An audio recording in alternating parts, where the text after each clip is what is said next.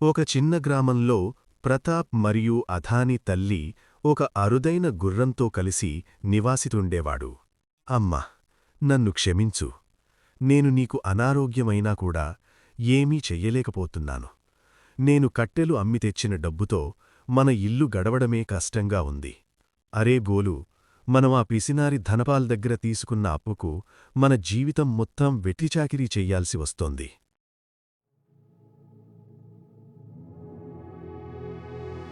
అప్పుడు ప్రతాపింటికి పిసినారి ధనపాల్ వెళ్ళి ఇలా అంటాడు. అరే ప్రతాప్, నువ్వు పనికి రాకుండా ఇక్కడ కాలక్షేపం చెడ్డున్నావా? మీకెంత పొగరు! నువ్విలాగే పనికి రాకుండా ఉంటే నాకున్న అప్పు కింద నీ ఇల్లు నేను జప్తు చేసుకుంటా. అయ్యా, క్షమించండి. నా యొక్క తల్లి అనారోగ్యం కారణం చేత నేను పనికి రాలేను. అంటేకాని సిరా ఈ దురుద్దేశం లేదు. నేను రేపటి నుంచి పనికి వస్తాను. నన్ను క్షమించు అయ్యా.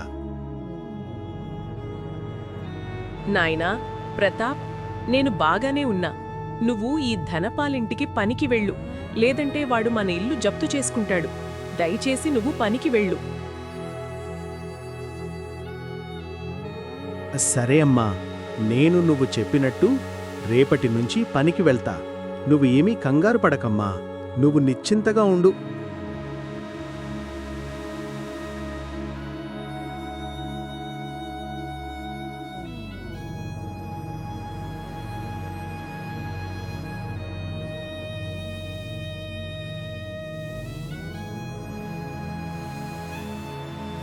మరుసటి రోజు ఉదయాన్నే ప్రతాప్ అండ్ గోలు ఇద్దరూ కలిసి పిసినారి ధనపాల్ ఇంటికి బయలుదేరారు.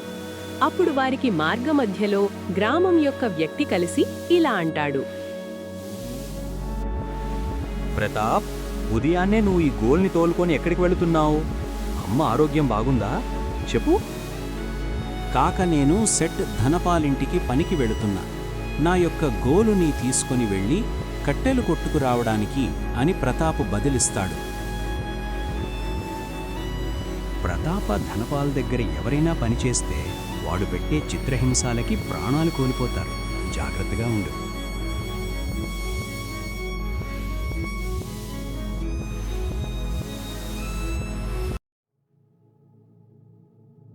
వాహ్ వాహ్, నువ్వు వచ్చావా ప్రతాప్? నువ్వు నిన్నన్నట్టుగానే పొద్దున్నే వచ్చేవాడవికి. వెళ్ళి నాణ్యత గల చాలా పెద్ద పెద్ద కట్టెలు కొట్టుకొచ్చి నాకివ్వు. వెళ్ళు, త్వరగా వెళ్ళు.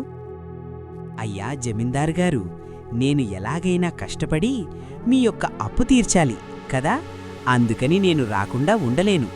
మీరు చెప్పిన విధముగా నేను అడవికి వెళ్ళి కట్టెలు కొట్టి తీసుకొచ్చి మీకిస్తాను.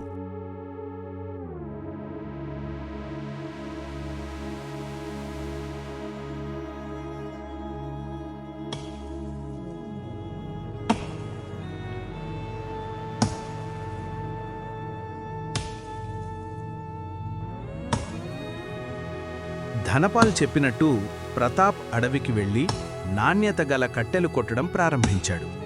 అలా కట్టెలు కొడుతూ కొడుతూ సాయంత్రం అయిపోతుంది. అప్పుడు రాజయ్య గోలుతో ఇలా అంటాడు. అరే గోలు, మనం ఈ కట్టెల కుడతా కుడతా అడావిళ్ళో సాయంత్రం అయిపోంది. ఈరోజు ఈ కట్టెలు చాలు. ఇవి తీసుకొనెళ్ళి జమీందార్ ధనపాల్కి అప్పగివ్వన్పా.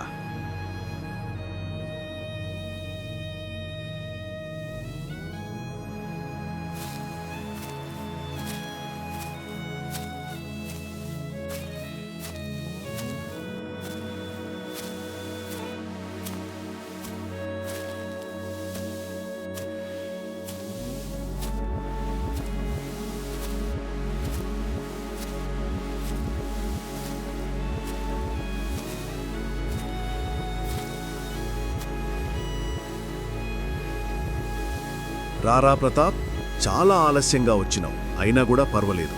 మంచి నాణ్యతగాల కట్టెలు తీసుకునొచ్చావు. ఇదిగో 100 రూపాయలు సిక్కలు. రేపు కూడా నాకు ఇలాంటి నాణ్యతగాల కట్టెలే కావాలి. ఇక నువ్వు బయలుదేరు ప్రతాప్.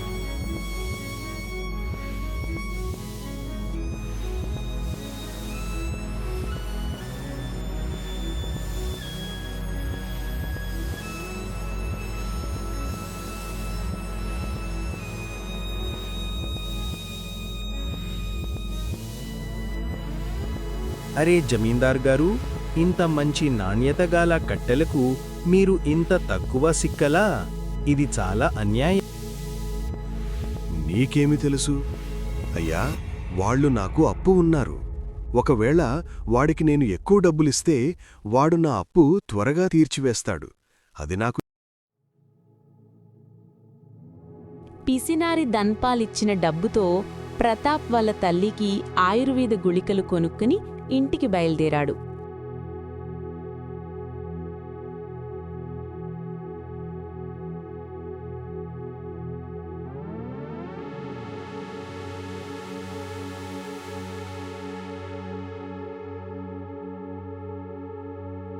ప్రతాప్ వాళ్ళ తల్లికి ఆయుర్వేద గుళికలు తినిపించి అతను మాత్రమే ఆహారం ఏమీ తినకుండా అలానే రాత్రంతా మేలుకొని ఉండిపోతాడు.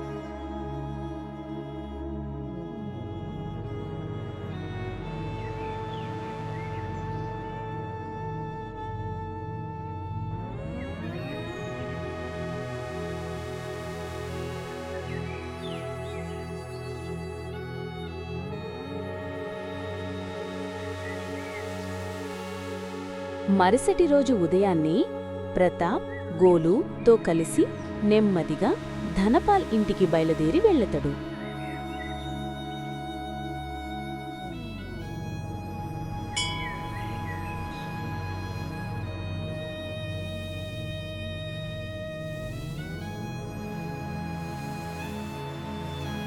భగవంతుడా, నేను రోజూ నీకు పూజ చేస్తూ ఉంటాను. ప్రతిరోజూ నా యొక్క కష్టం గురించి నీకు చెప్తూ ఉంటాను. నాకు ఎక్కువ డబ్బులేమీ అవసరం లేదు. కేవలం ధనపాల్ నాకు కష్టానికి తగ్గ విధంగా కొంచెం ఎక్కువ డబ్బు ఇస్తే చాలు.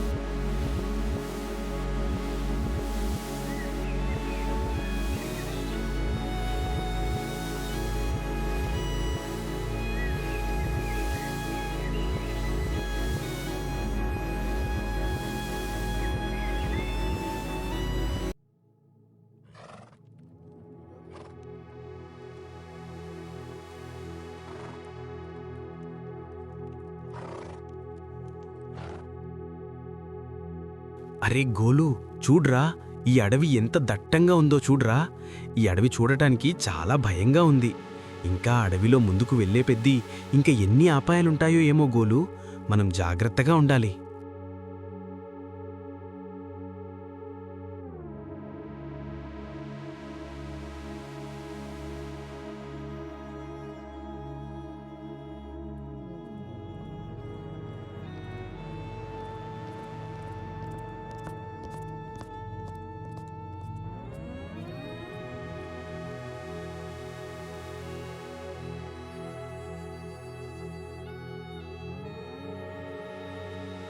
అలా నెమ్మదిగా గోలు మరియు ప్రతాప్ అడవిలో ముందుకు వెళ్ళకు ఒక పురాతన శివాలయం కనిపిస్తుంది. అరే గోలు, ఈ శివాలయం చాలా బాగా ఉంది, కానీ ఆలయం మొత్తం చెట్లుతో నిండి ఉంది.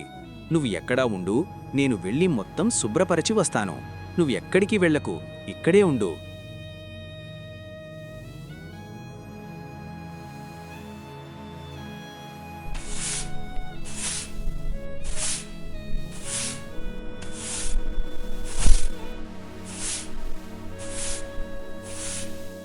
అలా నెమ్మదిగా ప్రతాప్ ఎలాగోలా దేవాలయంలోకి చేరుకుని అక్కడ ఉన్న చెత్తచెదరం మొత్తాన్ని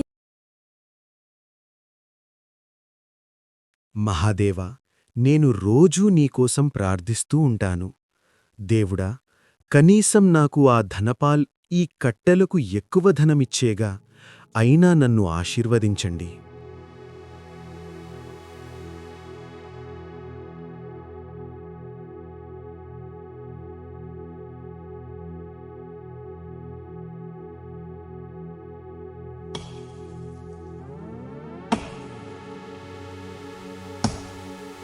ప్రతాప్ మరియు గోలు ఇద్దరూ అడవిలోని పురాతన శివాలయంని క్లీన్ చేసి అక్కడ దీపం వెలిగించి వెంటనే అడవిలో కట్టెలు కొట్టి కట్టెలు నెత్తిమీద మోపు పెట్టుకొని బయలుదేరుతారు.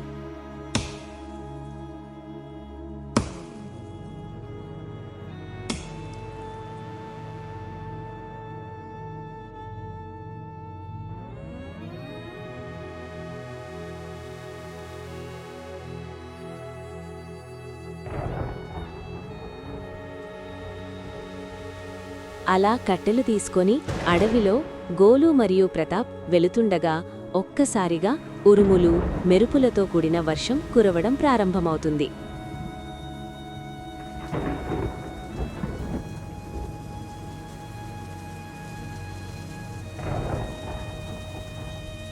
ప్రతాప్ గోలుతో కలిసి అడవిలో వర్షంలో ననుక్కుంటూ ముందుకు వెళ్ళగా అధానికి అడవిలో ఒక గుహ ముందర ఒక బంగారం విగ్రహం కనిపిస్తుంది. అప్పుడు ప్రతాప్ ఆ బంగారం విగ్రహం దగ్గరికి వెళ్లి తాకి చూస్తాడు.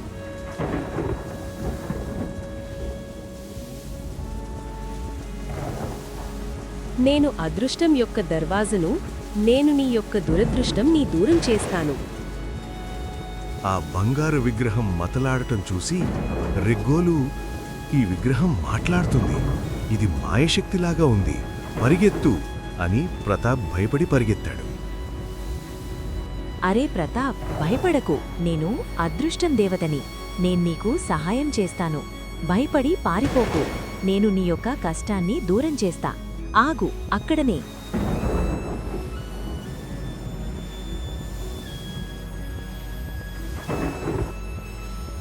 ప్రతాప్, నీకు వరకు కావాలంటే నేనడిగే ప్రశ్నలకు సరైన సమాధానం చెప్పాలి. ఒక్కొక్క ఆన్సర్కి ఒక్కొక్క వరం ఇస్తాను. మొదటి ప్రశ్న, పొద్దున్నే జన్మించి సాయంత్రం చనిపోయేది ఏమిటి? ఓ దేవీమాత, దానికి జవాబు రోజు. ఎందుకంటే రోజు అనేది పొద్దున ప్రారంభమై సాయంత్రం అస్తమిస్తుంది. సరైన జవాబు. నీకు ఏమి వరం కావాలో కోరుకో. మాత, నా యొక్క తల్లికి వ్యాధి మొత్తము తగ్గించిపోవాలి. తథాస్తు, మీ తల్లి యొక్క ఆరోగ్యం పూర్తిగా కోలుకుంది. సరే, రెండవ ప్రశ్న, జీవించి కూడా చలనం లేనిదేమిటి చెప్పు. సరైన జవాబు చెప్పకుంటే నువ్వు ఎందుకు అంటే ఆదిజీవి నుంచి పుట్టి కూడా ఎటువంటి సరైన జవాబు. నీకు ఏమి వరం కావాలో కోరుకో. నాకు నా యొక్క మిత్రులు అయిన గోలుకు మాటలు ప్రసాదించు తల్లి. అరే గోలు, నువ్వు నిజంగానే మాట్లాడతావా? ఒకవేళ దేవీమాత చెప్పినట్టు నీకు మాటలొచ్చేయా? ఒక్కసారి మాట్లాడు చూపియు గోలు. అరే యజమాని, మీరెందుకు అంతా నిరాశగా ఉన్నారు? నాకు ఆ దేవిమాట దయవల్ల నిజముగానే మాటలొచ్చాయి. యజమాని, మనం ఆ ధనపాలకు కట్టెలింకా అప్పగించలేదు. పద, మనం వెళ్ళి ప్రతాప్ మరియు గోలు ఇద్దరూ ధనపాల్కి కట్టెలు అమ్మేసి ఇంటికి వెళ్లి చూసేసరికి ప్రతాప్ తల్లి పూర్తిగా కోలుకొని వంట చేస్తూ ఉంటుంది. అది చూసిన ప్రతాప్కు ఎక్కడలేని సంతోషం వేస్తుంది.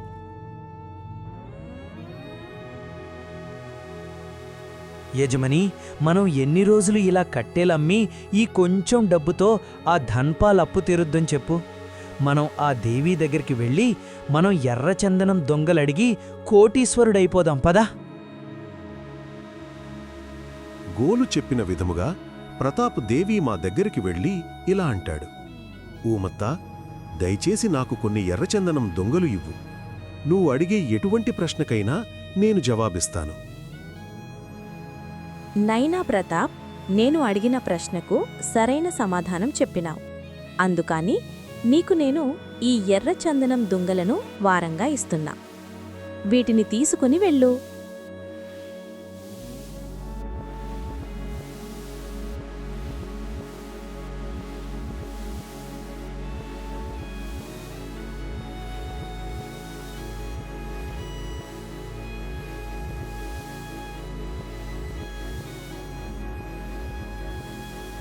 ధనపాల్ జమీందార్ గారు, ఇదిగో ఎర్రచందనం దొంగలు, వీటిని తీసుకొని నా యొక్క అప్పు మొత్తం మాఫీ చెయ్యండి అని ప్రతాప్ ధనపాలి.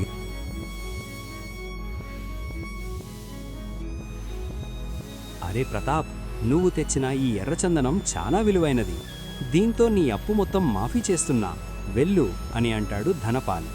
కానీ ధనపాల్ మాత్రమే ఎలాగైనా ప్రతాప్ ఎర్రచందనం దొంగలు ఎక్కడి నుంచి తీస్తున్నాడో తెలుసు.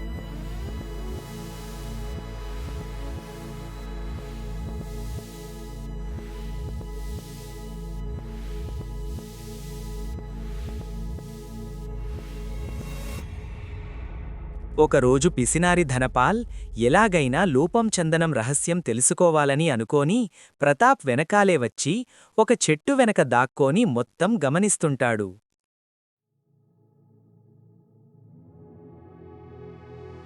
మరుసటి రోజు ఉదయాన్నే పిసినారి ధన్పాల్ అద్విలోని దేవిమా గుహ దగ్గరికి చేరుకుని ఎలాగైనా దేవిని ప్రసన్నం చేసుకోవాలని ప్రయత్నించాగా ఒక్కసారిగా దేవి మాత ఆక్రోశించి ధన్పాల్ని కల్చి బుడిద చేస్తుంది. ఆ రోజుతో గ్రామంలో ధనపాల్ పిడ విరగడ అయిపోతుంది.